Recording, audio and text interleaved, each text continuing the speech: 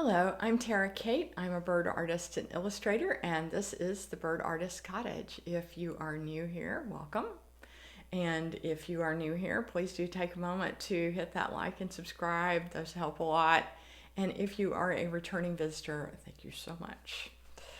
I am in the studio today on a beautiful, gorgeous, sunny spring day here in Corvallis, Oregon. If you've watched these vlogs before, you know that sunshine is very important for my mental health. And so I'm very grateful that it is spring and it is warmer. The sun is shining, the birds are singing, the violet green swallows are back. And I had a male violet green swallow sitting outside the cottage this morning singing. I think he has a girlfriend. I've seen a female there perched with him. So soon we'll have little baby swallows to welcome. I know that the bluebirds are getting to nest in their box on the other side of the garden. I wanted to give you a little bit of an update on my progress on the book illustrations. You know, it's been so long since I've done one of these videos. I'm not quite sure where I left off the last time we saw each other. I finished all of the compositional drawings and started painting 2 weeks ago. And this is the second illustration that I am painting for the book. The first illustration went really quickly and really easily, and I felt so confident and so happy.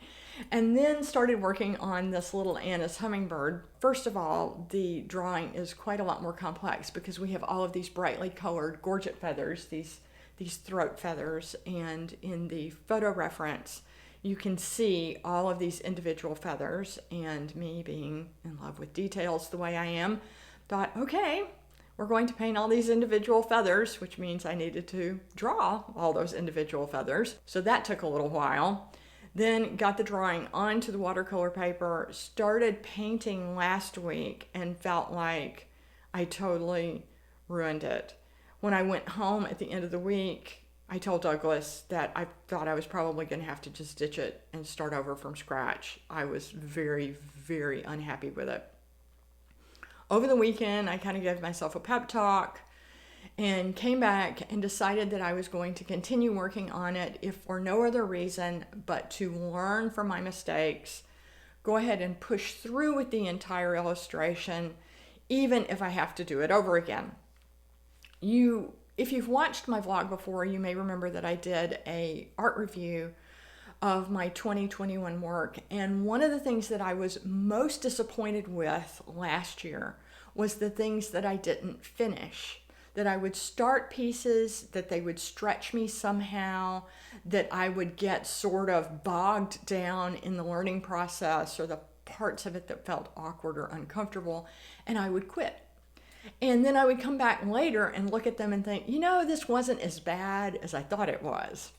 And so trying to take that lesson forward into the present time, I thought, all right, I'm not going to give up on this piece. I'm not going to rip it off of the artboard and tear it to shreds like I had the impulse to do. Instead, I'm going to stay with it and keep working.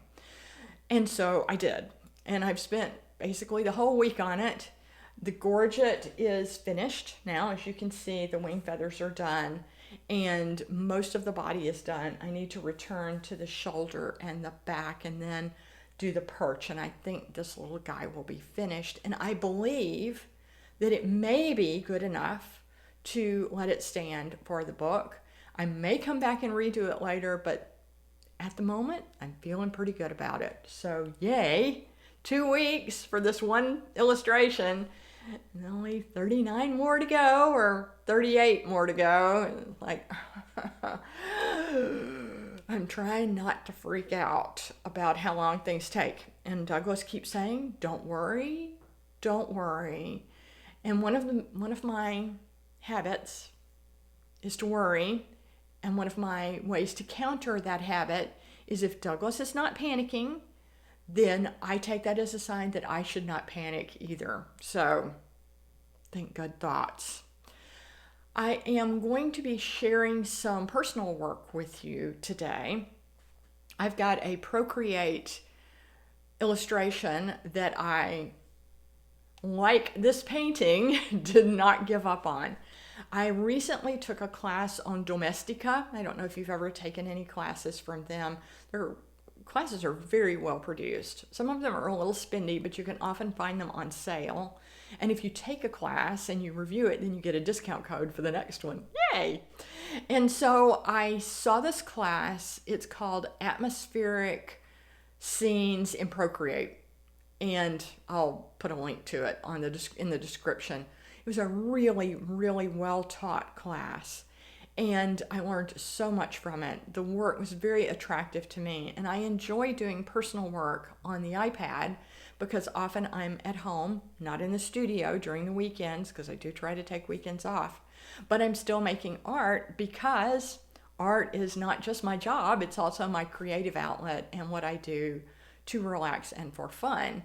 So when I saw this class, I was very attracted to it. I liked the teacher's style. It turned out that her teaching style is really wonderful. So I'm going to give you both a review on the class as well as tell you about this piece that I made that really stretched me and took quite a lot longer than I thought it was going to take. I will, in the segment, talk about the stats on this class and how long it took, but it took me over 20 hours to complete the illustration, and I almost gave up on it, and then applied that lesson again of not quitting on myself and finished the illustration. I'm now doing a second one using the same techniques and approaches that I learned in the class as a way of now pushing that learning forward. So I'm going to talk a little bit about personal work in today's video and the role personal work has for me as a professional artist, because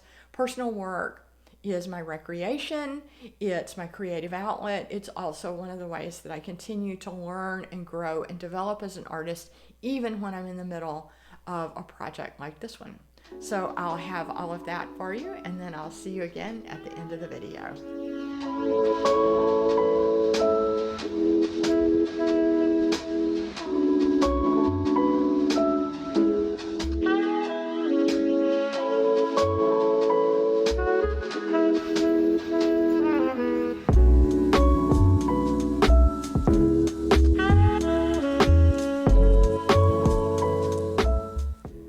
Sharing with you a time lapse of my course project illustration that I did for the Domestika class, which was called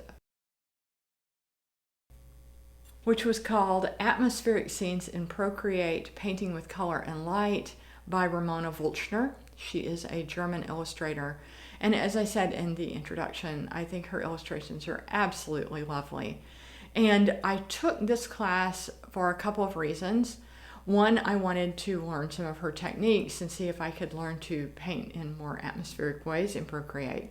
But also I am looking to develop my backgrounds, to do more complex backgrounds, more landscape type backgrounds. And so this was an opportunity for me to learn and grow in that area. So I'm going to walk you through the time lapse and give you a little bit of explanation of what I was doing. A couple of the things that I will note about this is I tried to follow Ramona's workflow quite closely. I took a lot of notes as I was watching her instructional videos, and the instruction was very, very good. Very high quality instruction. In fact, I think this is probably the best class I've ever taken on Domestika in terms of the quality of the teaching. I did follow her workflow, and there are times when you'll see that I felt quite uncomfortable with new ways of doing things. So I'm going to cut over to the time lapse and give you a little bit of a voiceover and kind of guide you through what I did. I started by doing thumbnails, and I made lots of little frames and worked through several different possibilities of a little California quail walking through a field of crocuses. And when I found a pose that I liked, I switched over to the full screen and basically sketched out what I thought that the composition might look like, with flowers in the foreground and then the little quail walking, and then this field of crocuses in the background. I then drew the bird in pencil and brought a photo of the bird over and traced it here in Procreate. And once I had the flowers sketched out, then I did a value study. This is one of the things that Ramona teaches that I had not done in previous Procreate illustrations, where she advises us to use sort of a mid-tone gray background and then work in all of the values for the entire illustration. And so that was the next step that you see here. The next thing that she had us do was work out colors. And so one of the things that she suggests is that you choose sort of a predominant color for the entire illustration and then work out the color palette from that. She uses the value slider, and if you know Procreate, you know what value slider I'm talking about, to work your way through using the RGB sliders to create the color palette. And this was a completely new way of working for me, and I found it very, very awkward and very time consuming. I think it was ultimately quite successful, but it was very, very slow and very uncomfortable for me. And so there was a lot of starting and stopping. I then did a warm orange background fill and started painting in the colors from my color comp, and you can see that color comp there to the left of the quail. She suggested that we block in all the colors across the entire illustration as sort of the underpainting, and so that's what you see me doing here. And I also made some changes to the composition as I went along, as I saw that on this far left behind that big crocus in the foreground that it was kind of blank and dull, and so I ended up drawing in some crocuses back behind that. I was working very loose because I thought that most of this was going to get covered up, although you'll see that I ended up leaving a lot of these sort of loose crocuses. The next thing I did was start working in the details on the foreground. I did the foreground flowers and also the ground beneath the quail's feet. And then I got stuck on that big crocus there on the left. And I was just not happy with the shadow color. I kind of went back and forth on it. Another thing that I struggled with quite a lot in this illustration was the lighting. The quail was lit from behind in the resource photo, and I really quite liked the way the quail looked in that backlit, so that the front of the quail was in shadow and the back of the quail was in light. And so I'm trying to apply this light without photo reference for the rest of the illustration. So I'm having to do that out of my head, and it was very, very uncomfortable for me. And so there were places where I felt like it was successful, like the kind of tulipy looking crocus on the far right that's backlit, that's in the foreground. You can see the edges have the nice edge lighting, and I thought that kind of worked out. But a lot of this felt very uncomfortable and very much like a struggle because I was trying to figure out the lighting as I was also trying to learn these new techniques. So, for better or worse, I soldiered on, and now you see that I'm working on adding all of the detail color to the quail. And of course, I do birds all the time, so that felt quite a bit more comfortable to me to be drawing the quail and adding all of these details to the bird. As I got to the belly of the quail, though, as you'll see, there are a lot of scaling patterns of the feathers of this bird are quite intricate, and so I spent quite a bit of time drawing and redrawing these scales, first just kind of roughing them in here with just light, and then as you'll see, I got hooked into the idea that they had to be much, much more lifelike, and so then I spent quite a lot of time working on drawing every single little scale in. Once I got the belly feathers drawn and felt like I had sort of cleared that hurdle, I felt that the rest of the bird actually went much more quickly and more smoothly. And of course, like I said, I do birds all the time, so I felt like that was really the easiest part of this illustration. Although I did struggle a bit with the shape of the bird because I wound up feeling that because he was so backlit, he wound up looking a bit boxy. And so there were some struggles with the values and working my way around the form in a manner that would help to give you the sense that this bird is rounded, that he's not like this little walking rounded looking odd box. But eventually I feel like I was reasonably successful in getting the form of the bird correct. I then moved back to the flowers, adding the details to this little fallen blossom that was at the bird's feet. My friend Huli pointed out that the bird's claw was kind of like barely touching one of those petals, and so I did try to correct that later on, but by then I had a lot of shadows beneath that flower that were in a different layer, and so my ability to kind of make corrections on that were kind of limited. I did add more details to some of the flowers that were sort of in the mid-ground, occupying the same visual plane as the bird. Again, struggling with light, struggling with where the shadows were supposed to be. It just felt very, very uncomfortable to me. This was about the point at which I almost gave up on this illustration. I had a lot of the details in. I had put in well over 20 hours worth of work at this point. But I was so tired of working on it, and I was so sick of struggling, and I really just about gave up. But then I showed it to my friend Huli, who is a wonderful pattern designer and quite an extremely talented watercolorist. I'll put a link to her work in the description below. Huli's work is phenomenal, and you really should take a look at it. Anyway, I was meeting with her on Zoom, and I pulled this up on screen share and asked her to take a look at it, and she gave me some feedback both on the position of that flower there on the ground, which I really couldn't do much with at that point, but tried to kind of fix a little bit. I also showed her some things that Ramona had done in sort of the post-production, where she had applied Gaussian blur, and she liked that. She gave me some feedback, told me that she didn't feel that I really needed to do so much on the background. And so with her encouragement, I decided to try to finish it up. And so I added the Gaussian blur to the foreground flowers, and I added some Gaussian blur to the background.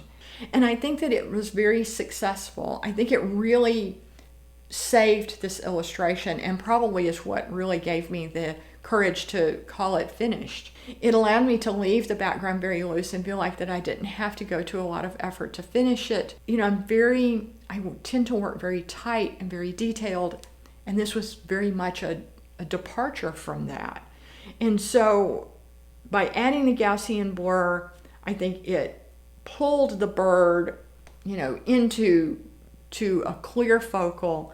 It allowed, you know, just those couple of flowers to be in focus, and for me not to continue to fight with the lighting that I felt so uncomfortable with, and then call it finished, and to, you know, be pleased with the result. I think the things I learned from it were that the lighting is something I still need to learn a lot about, and how to apply lighting, especially if I don't have clear photo reference that I'm working from. I'm still very dependent on photo reference, especially for lighting. I think the other thing I learned about this was that I do want to do more of these, and in fact I'm already started another piece applying the same techniques that I learned from Ramona in the class, and to pay more attention to the lighting in my reference photos, but also really work with myself to grow more confident in applying what I feel that I already know as an artist. I think that I did not give myself credit enough for what I do know about the way light works.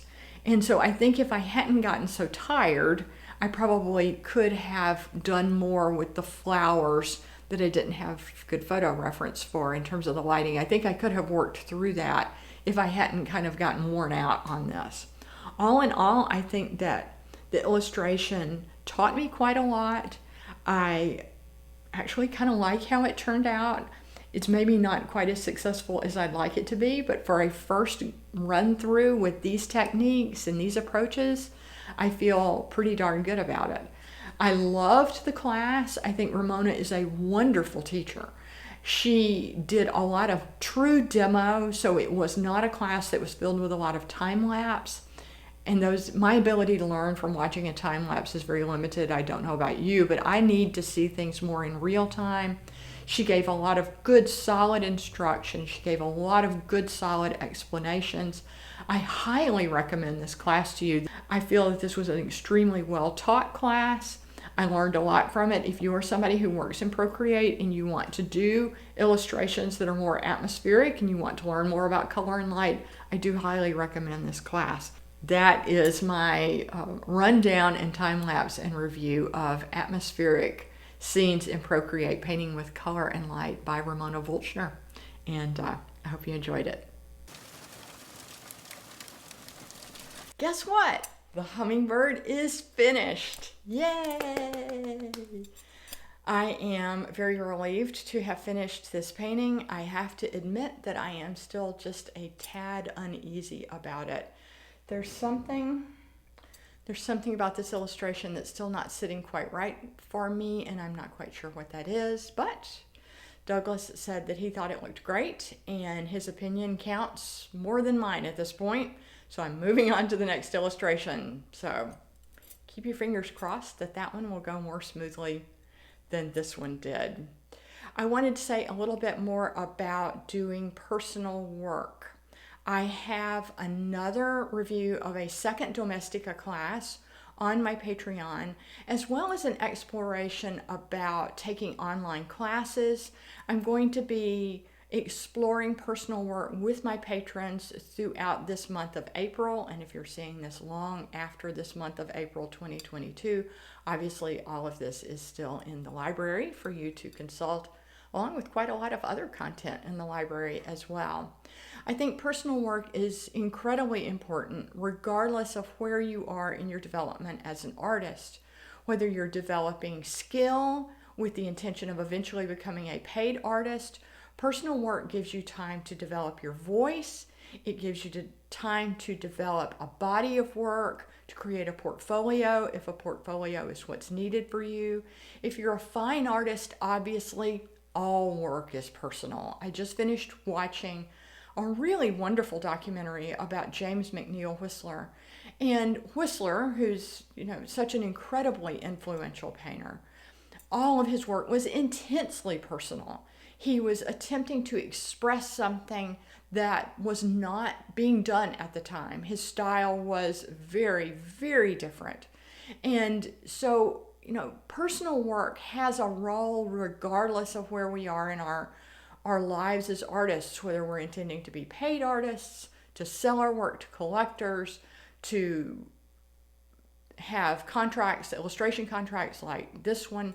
I see Rebecca Green, the illustrator Rebecca Green, talking about personal work very often. And her personal work and the way she talks about it has very much informed my own journey and thoughts about personal work. I have the link to my Patreon in the description below. I hope that you will join us there. In the meantime, if you'd like to learn more about this Loudon art board, I have a review for it. Hope you'll enjoy that, and I'll see you again next time. Bye now.